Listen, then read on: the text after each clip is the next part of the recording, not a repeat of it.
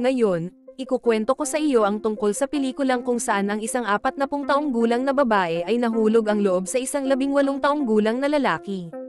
Si Alisa ay nagtatrabaho bilang isang editor sa isang kumpanyang gumagawa ng mga magazine para sa kabataan. Sa trabaho, si Alisa ay isang napakahigpit na boss at iniiwasan siya ng lahat ng empleyado. Natapos na ni Alisa ang trabaho niya sa Brazil at papauwi na siya. Sa eroplano, isang batang lalaki na nagngangalang Balthazar ang umupo sa tabi niya. Habang nasa biyahe, nakaranas ang eroplano ng matinding turbulence. Sinubukan ni Balthazar na kalmayin si Alisa, ngunit lalo pang lumakas ang pagyanig ng eroplano. Hindi sinasadyang mahawakan ni Alisa ang kamay ni Balthazar. Ilang oras ang lumipas at nagland na ang eroplano. Nagpaalam si Balthazar kay Alisa, ngunit napansin niyang naiwan ni Alisa ang kanyang flash drive. Pinulot niya ito at hinabol si Alisa para ibigay ang naiwan niyang gamit, ngunit nakasakay na ito sa kotse at umalis na. Sa kumpanya, itinuturing ng mga empleyado si Alisa bilang isang masamang tao, at lahat sila ay naniniwala na ganito siya dahil wala siyang kasintahan. Naniniwala ang kanyang boss na hindi na akma si Alisa bilang editor ng isang youth magazine. Sinabi nito na kailangan niyang maging mas maaliwalas at masigla. Inisip ni Alisa na dahil ito sa kanyang nalalapit na ika-40 na kaarawan, ngunit sinabi ng kanyang boss na hindi ito tungkol sa kanyang edad. Kinagabihan, napansin ni Alisa na nawawala ang kanyang flash drive. Nahanap niya ang numero ni Balthazar at nagkasundo silang magkita. Sinabi ni Balthazar na handa siyang ibalik ang flash drive anumang oras, kaya't agad na nagpunta si Alisa para kunin ito. Nakipagkita si Balthazar kay Alisa sa isang party, at dinala siya sa loob sa kabila ng mga pagtatangka niyang umalis agad. Nakita siya ng mga empleyado ng kumpanya at inisip nilang may relasyon si Alisa sa batang lalaki. Ipinahayag ni Balthazar na ang flash drive ay nasa kanyang bahay. Dahil kailangan agad ni Alisa ang flash drive, pumayag siyang pumunta sa bahay ni Balthazar. Ipinakita ni Balthazar ang kanyang sasakyan at nagulat si Alisa sa kanyang nakita, ngunit sumama pa rin siya. Sa puntong iyon, may dalawang babae mula sa trabaho ang kumuha ng litrato nina Alisa at Balthazar. Pagdating sa bahay, inanyayahan ni Balthazar si Alisa na magpunta. Ipinakilala ni Balthazar si Alisa sa kanyang matagumpay at mayamang ama. Mahilig ang ama ni Balthazar sa mga batang babae at palagi siyang nag-uuwi ng mga ito. Habang hinahanap ang flash drive, naging kabado si Balthazar dahil may napakagandang babae sa kanyang bahay. Kinuha ni Alisa ang flash drive at agad na umalis. Nagmungkahi si Balthazar na magkita silang muli para magkape, ngunit tumanggi si Alisa at ipinakita na wala siyang interes sa lalaki. Kinabukasan sa trabaho, lahat ng empleyado ay iniisip na may relasyon si Alisa sa 18 taong gulang na lalaki. Nakita ng kanyang mga kasamahan at boss ang larawan nina Alisa at ang kanyang batang kaibigan. Sinabi ng kanyang boss na dapat maging kasing buhay at kakaiba si Alisa tulad ng nasa larawan. Iminungkahi ng kaibigan ni Alisa na makipagkita siya kay Balthazar upang isipin ng lahat ng empleyado na siya ay bata pa at nakikipag-date sa isang batang lalaki. Kinabukasan, pumunta si Alisa sa school ni Balthazar. Nagpasya siyang mag-iba ng anyo. Tinitingnan siya ng lahat ng estudyante dahil napakaganda niya. Nagkita sina Alisa at Balthazar at iminungkahi ni Alisa na magsama sila. Sinusubukan ni Alisa na alamin mula sa kanyang anak kung ano ang mga pinakikinggan ng mga kabataan ngayon upang may mapag-usapan sila ni Balthazar. Pinayuhan siya ng anak na pag-usapan ang modernong musika. Sa gabi, pumunta sila sa isang exhibition kung saan naroon ang lahat ng mga empleyado ng kumpanya. Sa exhibition, kumilos si Balthazar na parang bata kumpara sa iba. Nagpatawa siya at hindi nag-atubiling sabihin sa may-ari ng exhibition na ito ay nakakabagot. Dinala ni Alisa si Balthazar sa rooftop. Sinabi ni Balthazar kay Alisa na sa tingin niya ay hindi maganda ang modernong sining. Iniisip niya na ang sining noon ay mas kawili-wili at hindi sinusubukan ng mga tao na pagkakitaan ito. Nagustuhan ni Alisa ang paraan ng pagsasalita ng lalaki. Sa tingin niya ay matalino at edukadong tao si Balthazar. Hindi makapaniwala si Balthazar na narito siya kasama ang napakagandang babaeng tulad ni Alisa. Lumapit sa kanila ang isang empleyado na nais makuha ang posisyon ni Alisa. Sinabi nito na wala ang boss kaya't hindi maipapakilala ni Alisa si Balthazar sa kanya. Nag-alok ang babae na magyosi at pumayag si Alisa. Umalis sina Balthazar at Alisa sa party, ngunit napasobra ang pagyosi ni Alisa.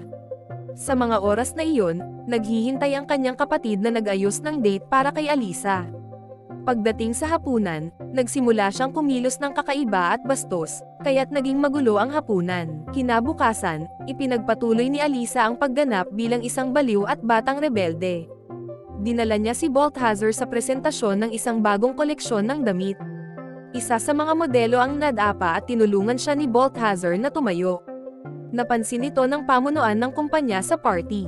Sinabi ng boss na humanga siya sa ginawa ng lalaki na pagtulong sa modelo. Ang pangunahing katunggali ni Alisa para sa posisyon ng editor sa kumpanya ang tanging nakakaalam na ginagamit ni Alisa si Balthazar upang hindi siya mawalan ng trabaho. Sinubukan niyang ilantad ang plano ni Alisa, ngunit hindi siya nagtagumpay at si Alisa ay nagpunta upang sumayaw. Pinanood ng boss ang magkasintahan na sumasayaw ng may passion at hindi siya naniwala sa kanyang assistant na nagsasabi sa kanya na niloloko ni Alisa ang lahat at wala siyang relasyon kay Balthazar. Pagkatapos ng party, dinala ni Balthazar si Alisa pauwi. Sinubukan niyang halikan siya ngunit umiwas si Alisa. Pumasok si Alisa sa apartment at inisip ni Balthazar na nagkamali siya at hindi sana niya hinalikan si Alisa. Ngunit bumalik siya at naging mas determinado. Pagkatapos ng isang mainit na gabi, kinaumagahan, sinabi ni Alisa kay Balthazar na umalis na, ngunit umuulan sa labas kaya't pinayagan niya itong manatili sa apartment. Bigla namang dumating ang kapatid at anak ni Alisa. Mabilis na pinaalis ni Alisa si Balthazar at tinawag itong intern sa harap ng kanyang mga kamag-anak upang hindi nila maisip na kasintahan niya ito. Ngunit agad din namang humingi ng paumanhin si Alisa kay Balthazar at hinalikan siya. Di nagtagal, inayos ni Balthazar ang isang romantikong araw para kay Alisa at dinala siya sa isang date. Sa gabi, muli silang natagpuan sa kama, ngunit hindi na sila nagmamadaling umalis. Tinanong ni Balthazar kung bakit siya ang pinili ni Alisa, ngunit hindi masagot ni Alisa ang tanong na ito. Sa trabaho, natalo ni Alisa ang kanyang katunggali at nagmungkahi ng isang cool na ideya para sa bagong magazine. Pagdating sa bahay, iniisip ni Alisa kung paano sasabihin kay Balthazar ang katotohanan na ginamit lang niya ito, ngunit talagang gusto ni Alisa si Balthazar at ayaw niyang maghiwalay sila. Muling dinala ni Balthazar si Alisa sa isang espesyal na lugar na interesante. Tinanong ni Alisa kung sigurado si Balthazar na kailangan niya ng buhay pamilya at relasyon sa isang babaeng may anak. Iminungkahi niyang tapusin na ang kanilang relasyon dahil masyado na siyang matanda para kay Balthazar. Ngunit kinabukasan, pinuri ng boss si Alisa at labis na natuwa sa naging pagbabago niya. Inanyayahan niya si Alisa at si Balthazar sa isang party. Dumating ang boss sa opisina at hindi nagustuhan ng lalaki sa cover ng magazine. Tinanggihan niya ang lahat ng opsyon at iminungkahi na kuhanan ng litrato ang lalaking tumulong sa modelo na makatayo. Sinubukan ni Alisa na makontak si Balthazar ngunit nagkaroon ito ng depresyon. Pumunta siya kay Balthazar ngunit hindi ito handa para sa kanyang pagdating.